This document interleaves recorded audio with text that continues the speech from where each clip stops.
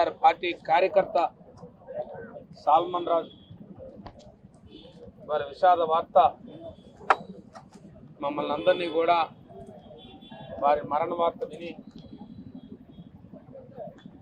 ముఖ్యంగా విజయనగరం జిల్లాలో కానీ ఈ రాష్ట్రంలో ఉన్న వైఎస్ఆర్ పార్టీ కార్యకర్తలు అందరూ కూడా విషాద వదనంతో వారి కుటుంబానికి ప్రగాఢ సానుభూతిని తెలియజేస్తూ మరి ఆ కుటుంబానికి దేవుడు తన భార్యకి పిల్లలకి అందరికీ కూడా ఆ దేవుడు బలం ఇవ్వాలని మరి ఈరోజు ఆయన మృతిని ఆయనకు సంతాపం తెలియజేస్తూ ఆ మృతి జరిగిన తీరుని ఈరోజు గౌరవనీయులు వైఎస్ఆర్ పార్టీ జాతీయ అధ్యక్షులు మాజీ ముఖ్యమంత్రి అయినటువంటి జగన్మోహన్ రెడ్డి గారి నాయకత్వాన ఈరోజు ఒక సాల్మన్ రాజు పల్నాడు జిల్లాలో గురజాల నియోజకవర్గంలో పిన్నెల గ్రామాలకు సంబంధించిన వైఎస్ఆర్ పార్టీ కార్యకర్త ఇవాళ ఆ సాల్మన్ రాజు తన భార్యని అనారోగ్యంతో ఉంటే ఈ ప్రభుత్వం ఏర్పడిన దగ్గర నుంచి ఆ గ్రామంలో సుమారు 300 పై కుటుంబాలు వలస వెళ్ళిపోతే భద్రత లేక కనీసం తన భార్య అనారోగ్యంలో తనకు అండగా ఉండాలని వస్తే ఆ గ్రామంలో ఉన్న తెలుగుదేశం పార్టీ నాయకులు అతని మీద రాళ్లతోని ఇనప రాడ్లతో దాడి చేసి సుమారుగా 7 రోజుల కాలంగా అతను ప్రాణాలు కాపాడుకోవడానికి ఆర్నెస్లు ప్రయత్నం చేశాడు హాస్పిటల్లో ఐసీలో. వైఎస్ఆర్ పార్టీ నాయకులందరూ కూడా సాక్షాత్తు మాజీ ముఖ్యమంత్రి జగన్మోహన్ రెడ్డి గారి దగ్గర నుంచి ఆ నియోజకవర్గానికి సంబంధించిన కాసు మహేశ్వర రెడ్డి గారి వరకు ప్రతి ఒక్కరూ కూడా అతని ప్రాణాలు ఏ రకంగా ఆయన నిలబడాలని చెప్పి దేవుని ప్రార్థిస్తూ అతనికి మంచి హాస్పిటల్లో అతనికి అన్ని రకాలైన సౌకర్యాలతో ఆయన ఆరోగ్యం కుదుపడాలని ఆయనకి మంచి వైద్యం ఇవ్వడం జరిగింది. కానీ దురదృష్టవశాత్తు ఆయన ప్రాణాలు కోల్పోయాడు. ఆ కుటుంబం నిలువ నీడ లేకుండా అయిపోయింది. కానీ ఈరోజు మీ ముందుకు రావడానికి కారణం ఈరోజే ఉదయాన్నే వచ్చి అందరం కూడా వైఎస్ఆర్ పార్టీ కార్యకర్తలు నాయకులు అందరం కూడా ముఖ్యంగా మా వైఎస్ఆర్ పార్టీ దళిత సోదరులు అందరం కూడా ఈరోజు వచ్చి ఈ దేశంలో రాజ్యాంగ నిర్మాత అయినటువంటి ఈ దేశంలో బాబాసాహెబ్ అంబేద్కర్ గారికి నివాళులు అర్పించి ఈరోజు ఈ మీడియా ముందుకు వచ్చాం. ఈ కూటమి ప్రభుత్వం ఏర్పడి 2024 జూన్ నెలలో ఏర్పడిన దగ్గర నుంచి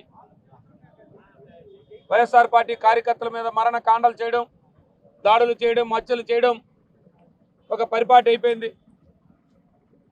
వారు ఆలోచన ఏం చేస్తున్నారంటే వైఎస్ఆర్ పార్టీ కార్యకర్తని భూమి మీద లేకుండా చేస్తే ఇదే వైఎస్ఆర్ పార్టీ లేకుండా పోతుందేమో అని ఆలోచనతో ఉన్నారు. నిజంగా అడుగుతున్నాను వైఎస్ఆర్ ఈ ప్రభుత్వాన్ని, కూటమి ప్రభుత్వాన్ని, సుమారుగా 2 సంవత్సరాలు కావస్తుంది మీ ప్రభుత్వం ఏర్పడి. అనేక హత్యలు జరిగాయి, అనేక దాడులు జరిగాయి కార్యకర్తల మీద, నాయకుల మీద, ప్రజల మీద. ఎక్కడైనా మీరు రాజ్యాంగబద్ధంగా ప్రవర్తించారని అడుగుతున్నాం. మీకు పరిపాలించే హక్కు ఉందా అని అడుగుతున్నాం. ఇవాళ రాజ్యాంగబద్ధంగా ఏర్పడిన ఈ ప్రభుత్వం,